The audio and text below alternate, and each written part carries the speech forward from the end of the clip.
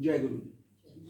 अनंतम अनंतम शुक्राना गुरु जी, अमृत वेला सत्संग बख्शने के लिए। सारी संतों पर मेहर करो, कृपा करो, शुक्राना गुरु जी।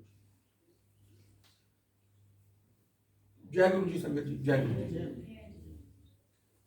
शहनशाह के शहनशाह, पहले भी जिक्र होता है, शहनशाह के शहनशाह दरबार में हैं और आज अंकल की शॉल देख के अंकल को भी शहनशाह बना दिया महाराज। ये बात सच है, ये सच है। जब वाकई में हम सेवा सिमरन सच्चे दिल से अगर करते हैं और जुड़ जाते हैं तो सब शहनशाह बन जाते हैं। इनकी देने में तो कमी है ही नहीं, हमारे लेने में कमी है।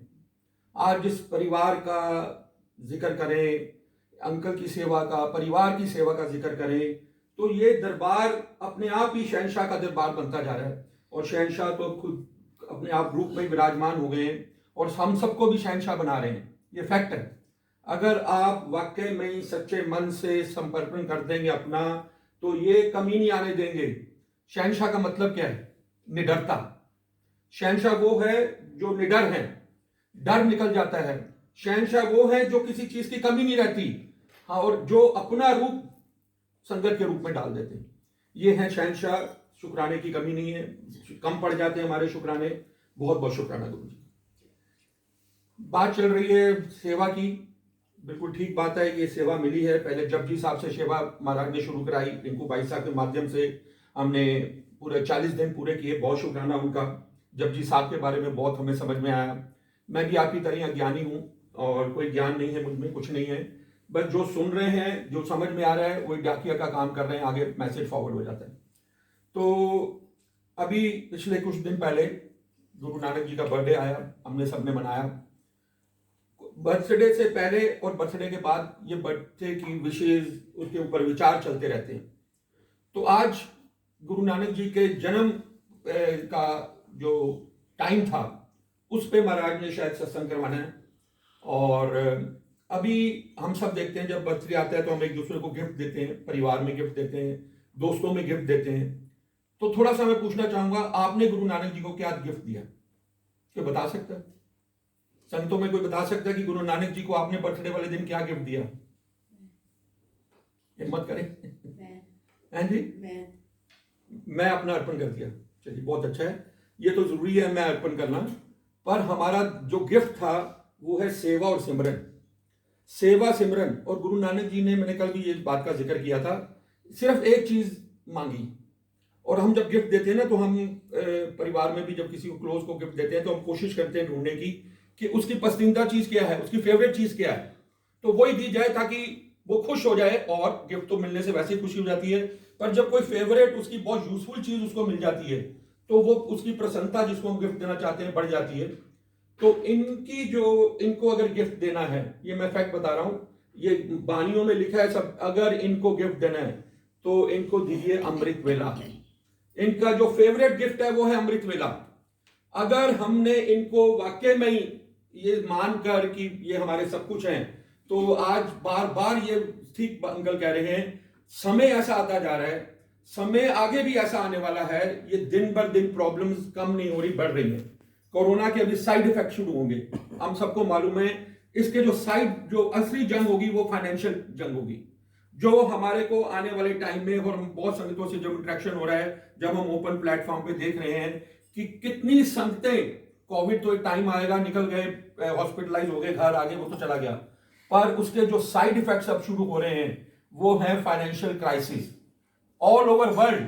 ये सिर्फ हमें रास्ता है बचने का, अपने आप को बचाने का, अपने आप को सही रास्ता देखने का। अमृत वेला संभाल लें, क्योंकि बानियों में हमने बहुत बारी पहले सुना, बहुत बारी अमृत वेला का जिक्र हुआ। महाराज के टाइम पे भी जब शब्द बानी चलती थी उसमें व्याख्याओं में अमृत वेला का बहुत जिक्र आता था। पर अब बहुत समय आ गया है कि हर घर में अमृत वेले की बहुत जरूरत है। घर में करें, बहुत शुक्राना, इधर दरबार में आके करें, क्योंकि मेरा ये एक्सपीरियंस रहा है, जो मुझे भी महाराज ने बख्शा कि पहले चालिया पूरा कराया। ये 40 दिन जो मैंने संगतों में बैठ के, दरबार के आगे बैठ के जो शब्द बानी सुनी, जो ध्यान लगा, जो सिमरन हो पाता है, वो संगतों की और सत्संग की तो बड़ाई है, बहुत बड़ी है। उस दौरान में अमृत वेला जो बख्शा, अब मेरा दिल नहीं करता मैं घर में अकेले अमृत वेला करूं। ये भी अवस्था है, अकेले करना भी एक अवस्था है। वो भी बहुत बड़ी कृपा है उनकी। पर जब वो अवस्था और ऊपर चली जाती है, महाराज और बख्शे दे देते हैं, तो हमें महसूस होता है कि सत्संग में अमृत वेला होना की बहुत बड़ी बढ़ियाई है। तो महाराज का बहुत बहुत शुक्राना है, इसी तरह बस कृपा करते रहे और कराते रहे। तो बर्थडे की बात कर रहे हैं गुरु नानक जी की। बहुत पुराना इतिहास बताते हैं, राजा जनक के टाइम की बात है। संतोखा ऋषि बताए गए हैं, उनको ये भविष्यवाणी हुई, ज्ञान हुआ कि गुरु नानक जी एक निरंकार आकार रूप में गुरु नानक जी का अवतार लेके आने वाले हैं। उनको पता लगा 4 युग के बाद गुरु नानक जी अपना निरंकार धरती पे अपना आकार रूप लेके आने वाले हैं। और उसके आगे गुरु नानक जी के बाद आज हमारे गुरु जी आकार रूप लेके आए इस युग में और हम सबको उतारने के लिए आए। तो जब उनको पता लगा तो उनकी देखिए अवस्था, ये हमारी अवस्था तो हम सोच ही नहीं सकते, और उस समय की तो बातें कुछ और थी। उन्होंने अपने आप को मटके में बंद कर लिया और 4 युग तक मटके में समा गए। उनकी अवस्था थी, वो सब कर सकते थे, बड़ी पहुंची हुई उनकी कमाई होती है संतों की।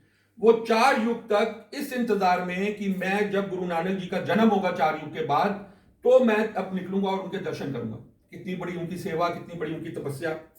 उसी दौरान में ये बड़ी बहुत, देखिए जब ये वही बात आती है साखी की, व्याख्या की, ज्ञान मिलता है और बहुत चीजें पता लगती हैं। और कल मैंने आपको सबके साथ ये किया गया था, आज भी वीडियो के माध्यम से भी शेयर कर रहा हूं, ये जाकर औरों के साथ भी शेयर करा करें, बच्चों के साथ शेयर करा करें। ये जो शॉर्ट स्टोरीज है ना, ये दादा दादी नाना नानी, पहले हम बच्चों जो ब्लेस्ड हैं उनको ऐसा मौका मिलता है, तो आज जरूरत है ये संस्कारों की। तो उस दौरान में 7 ऋषियों को जैसे पता लगा कि निरंकार धरती पे आकार रूप में आने वाले हैं गुरु नानक जी के रूप में, तो वो 7 ऋषियों ने तप शुरू कर दिया, घोर तप शुरू कर दिया। और बड़ी नई बात और ज्ञान की बात पता लगी, जिस धरती पे जो तप उन्होंने शुरू किया वो थी हरमिंदर साहब, जहां गोल्डन टेम्पल है। उस धरती की वडियाई देखिए आप, कितने युगों से वहां पे तप चल रहा है उस जहां पे आज गोल्डन टेम्पल है। तो उसकी मान्यता की तो आप सब जानते ही हैं, क्या दर्शन ही कर लो, अंदर ही एंटर कर जाओ तो क्या चीजें मिल जाती हैं। 7 ऋषियों ने जहां पे आज गोल्डन टेम्पल इतिहास में 550 साल या कितने साल पहले बना, उस धरती पे 7 ऋषियों ने, उस समय की बात है, तप शुरू कर दिया और घोर तप शुरू कर दिया, इस आस से कि जब गुरु नानक जी आएंगे तो हमें दर्शन होंगे और हमें मतलब ब्लेसिंग मिलेगी।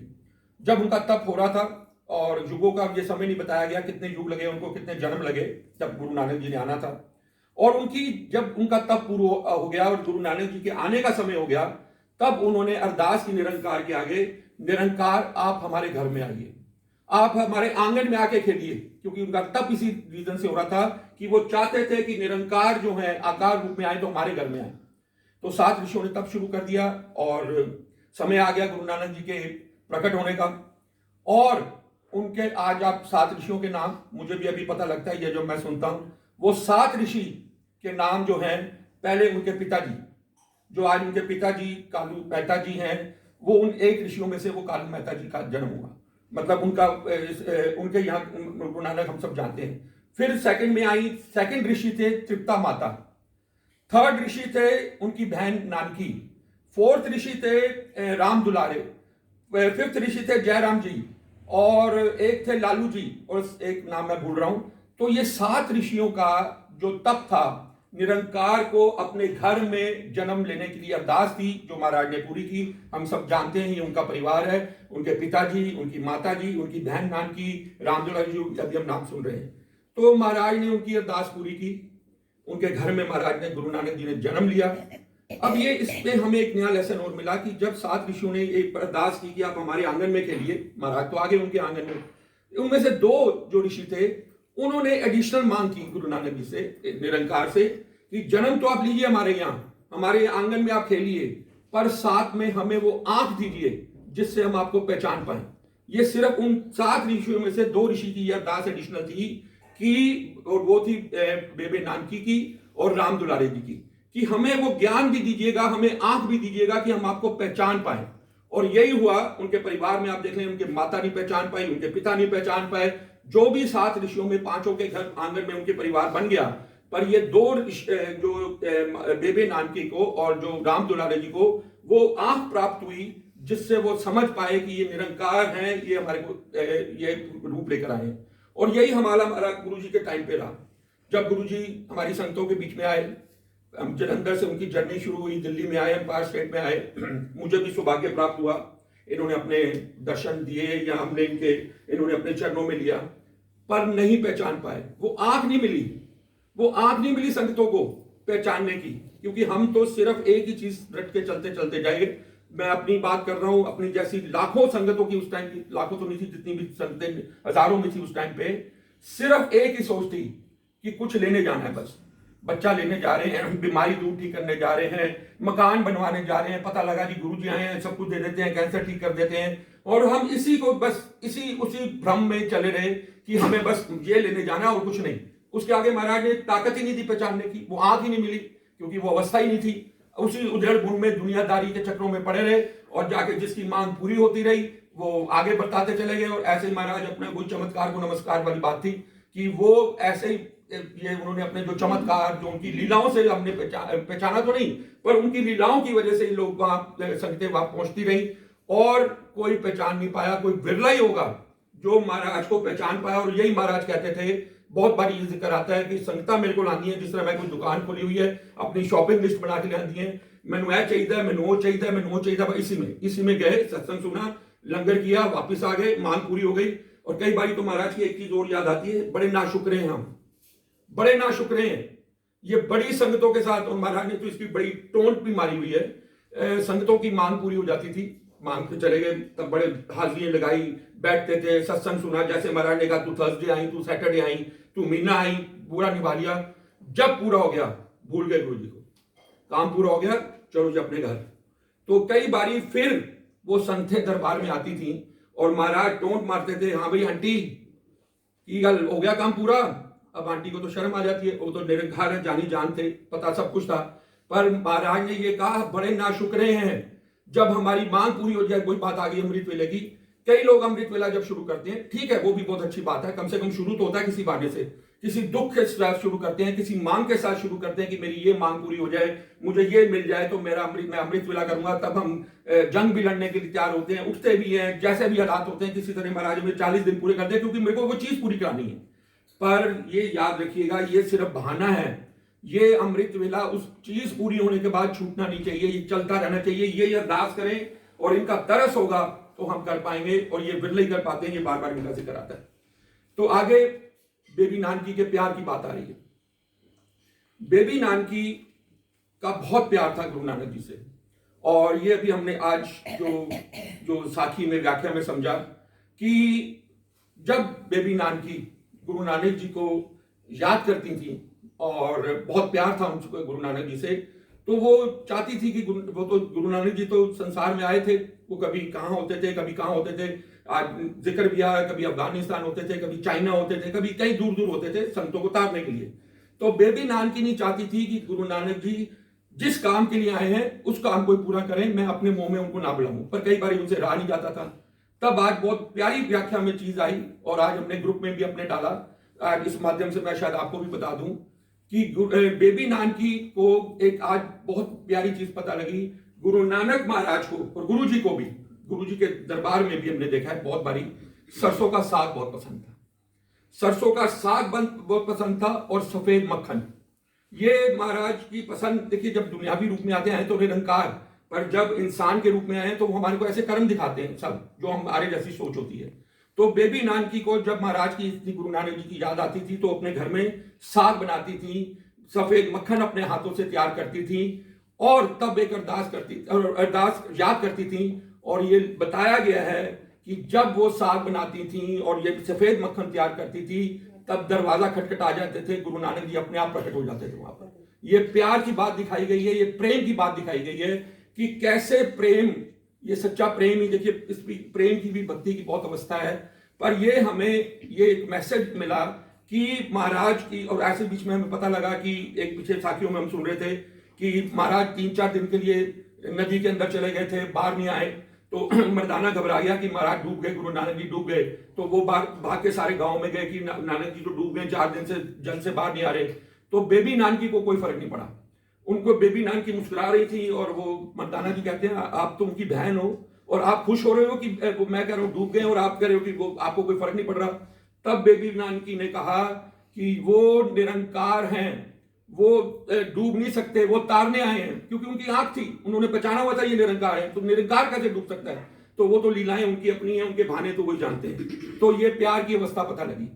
और लास्ट में क्योंकि महाराज का जन्म होना था और वो समय आ गया जिस दिन महाराज का प्रकट होना था, परिवार में कालू मेहता जी, उनके माता पिता, सब परिवार वाले इकट्ठे हैं। तो दाई को बुलाया जाता है और दाई का नाम है दौलता दाई। दौलता दाई क्योंकि उस टाइम दाइयां होती थी। अब देखिए सारा क्रिया जो हो रही है, सारा कर्म हो रहा है, वो हमारे जैसे मनुष्यों जैसा हो रहा है, क्योंकि महाराज तो जब शरीर रूप में आएंगे तो हमारे जैसे मनुष्य रूप में ही आएंगे। तो जब वो समय आ गया, दाई को बुलाया गया और दाई ने अंदर, जब उनकी डिलीवरी के लिए जाना था गुरु नानक जी की, तो कालू मेहता ने कहा कि दौलता, अगर मेरा पुत्र हो गया तू जो मांगेगी मैं तेरे को दे दूंगा। मैं तेरे को इतना राशन दे दूंगा कि तू जब तक जीवित रहेगी तू सारा जीवन खाती रहे, तेरे को कमी नहीं आएगी। तेरे को इतनी धन दौलत दे दूंगा अगर मेरा पुत्र हो गया, क्योंकि वही अवस्था तो वही है चल रही। अब दौलता ने कहा ठीक है, आप बहुत खुशी की बात है, और अंदर डिलीवरी के लिए गई दौलता दाई। अब देखिए कितने बड़े भाग्य होंगे उस दाई के, पहला दर्शन उस दाई को हुए, पहला दर्शन, क्योंकि गुरु नानक जी को उन्होंने डिलीवरी की। और आगे बताया गया कि जब गुरु नानक जी प्रकट हो गए अपने इंसानी रूप के हिसाब से आए, तो दाई, वो तो उस टाइम जो रोशनी हुई वो सब हम सुन ही चुके हैं। तो दाई उनको देखती ही रह गई, क्योंकि निरंकार का रूप, वो रूप आप अंदाजा लगा लीजिए कि दाई के अपने हाथों से वो गुरु नानक जी को उन्होंने उठाया, उनको देखती जा रही हैं, देखती जा रही हैं, निहाल होती जा रही हैं, क्योंकि निरंकार को देख रही हैं। आज तो हम स्वरूप को देख के दीवाने हो जाते हैं, तो निरंकार धरती पे तो आई, तो समय लग गया, उनको देखती जा रही, अंदर बाहर सब वेट कर रहे हैं कि दाई अभी तक आई नहीं, न्यूज नहीं आई कि क्या हुआ क्या नहीं हुआ। दाई जब फिर उनको लेके आई और कालू उनको मेहता जी को पता लगा कि पुत्र हुआ, पहचाना तो नहीं, कोई निरंकार आए हैं, तो बहुत खुश हुए। उन्होंने कहा दाई तू जो मांगती है, जैसे मैंने तेरे को वादा किया था, तेरे सारी उम्र का जब तक तू जीवित है तेरे राशन का सब इंतजाम कर दूंगी, बोल क्या कर दूंगा, क्या चाहिए। दाई ने कहा, देखिए अवस्था कैसे बदल गई, बड़ी प्यारी लाइन सुनने में आई। दाई ने कहा कालू जी आप मेरे को तो सारी उम्र के लिए खाना दे दोगे, पर इनके दर्शनों के बाद मेरे जन्मों जन्मों की भूख मिट गई है, अब मुझे कुछ नहीं चाहिए।